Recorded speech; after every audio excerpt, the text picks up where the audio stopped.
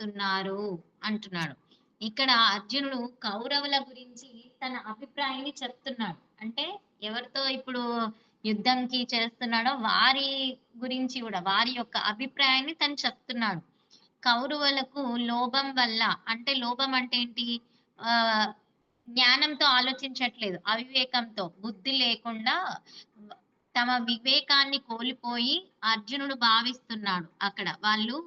కౌరవులు ఆ వివేకాన్ని కోల్పోయారని చెప్తున్నాడు. అందుకే వాళ్ళు రాజ్యం, అధికారంపై ఉన్న ఆశ వారి ఆలోచన శక్తిని కప్పివేసిందని అంటున్నాడిక్కడ.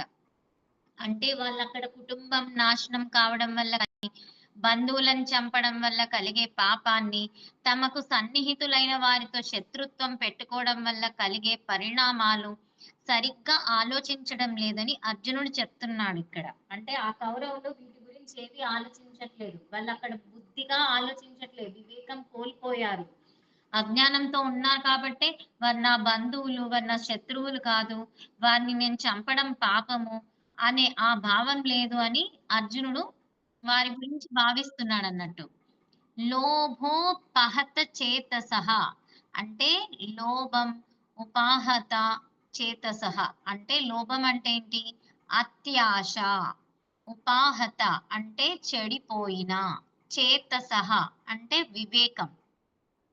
అత్యాశ వల్ల ఏమవుతుంది? వివేకం కోల్పోయి మనస్సు కలవారు. అంటే ఆ ఆశ ఎక్కువైపోయింది. ఆ రాజ్యం కావాలి. వాళ్ళు ఎవరైతే ఏంటి? వాళ్ళని చంపేయాలి. అంటే ఇక్కడ యుద్ధం. అదే ఎదుటివాడు ఏమైనా కానివ్వండి. ఇది నాకు సొంతం అంటే నాకే సొంతం కావాలి అనేది వాళ్ళు భావిస్తారు కదా! సో, అలాగా వారు అనుకుంటున్నాడన్నట్టు. మనిషికి ఎక్కువ కావాలని పెరిగిపోతుంది. ఆశ పెరిగినప్పుడు ఏమవుతుంది? సరిగ్గా ఏది కూడా ఆలోచించలేడు. తప్పు, సరైనదా అనేది విచక్షణ వాళ్ళు కోల్పోతారు. అక్కడ అర్జునుడు కౌరవుల పరిస్థితి ఈ విధంగా ఉంది అని చెప్తున్నాడు. కులక్షయం గురించి అర్జునుడి యొక్క ఆలోచన. అర్జునుడి దృష్టిలో యుద్ధంలో అనేక కుటుంబాలు, దగ్గర వాళ్ళండి, సన్నిహితులైన వారికి, మిత్రులకి లేదా బంధువులకి అన్యాయం చేయడం, ద్రోహం చేయడం అని అర్థం. పాండవులు, కౌరవులు ఒకే కుటుంబానికి చెందినవారు. అందువల్ల అర్జునుడికి ఈ యుద్ధాన్ని కేవలం శత్రువుల మధ్య యుద్ధం కాకుండా స్వజనుల మధ్య సంఘర్షణ చూస్తున్నాడు. అంటే తనకు కావాల్సిన వారే కదా వాళ్ళందరూ. ఆ బంధుత్వం మధ్యలోనే ఈ యుద్ధం జరుగుతున్నట్టు ఆయన అలా చూస్తున్నాడు. అంటే ఈ శ్లోకంలో మనకు చెప్తుంది ఏంటంటే, ఒక ముఖ్యమైనది ఏం చెప్తున్నారంటే, లోభం మనిషికి ఎక్కువ వివేకాన్ని కప్పివేస్తుంది. అంటే ఆశ ఎక్కువైనప్పుడు మనకున్న జ్ఞానాన్ని కప్పివేస్తుంది. ఏంటి అనేది ఆలోచన చేసే అంత విచక్షణ కూడా ఉండదు.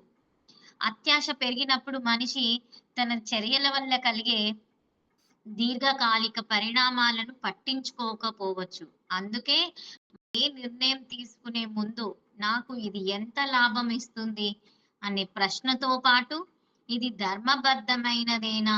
దీనివల్ల ఇతరులకు అన్యాయం జరుగుతుందా? అని కూడా ఆలోచించాలి.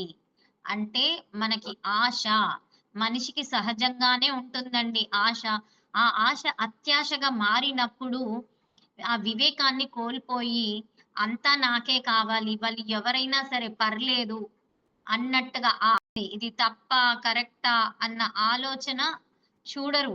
వివేకమే లేదు కదా! అక్కడ వివేకం కోల్పోయారు కాబట్టి వాళ్ళకి అది కావాలి అన్న కోరికనే ఉంది అక్కడ. అది ధర్మబద్ధమా? కాదా? అని ఆలోచించే అంత జ్ఞానం కూడా వాళ్ళక్కడ చూడరు.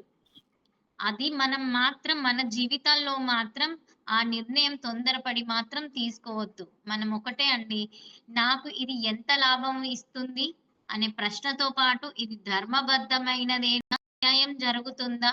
అని కూడా మనం ఆలోచించాలండి.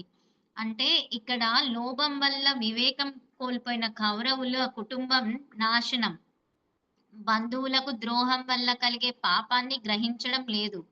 కానీ మనం ఆ దోషాలను తెలుసుకొని అలాంటి కార్యం చెయ్యకూడదు అనేది ఇక్కడ అర్జునుడి యొక్క భావం అండి.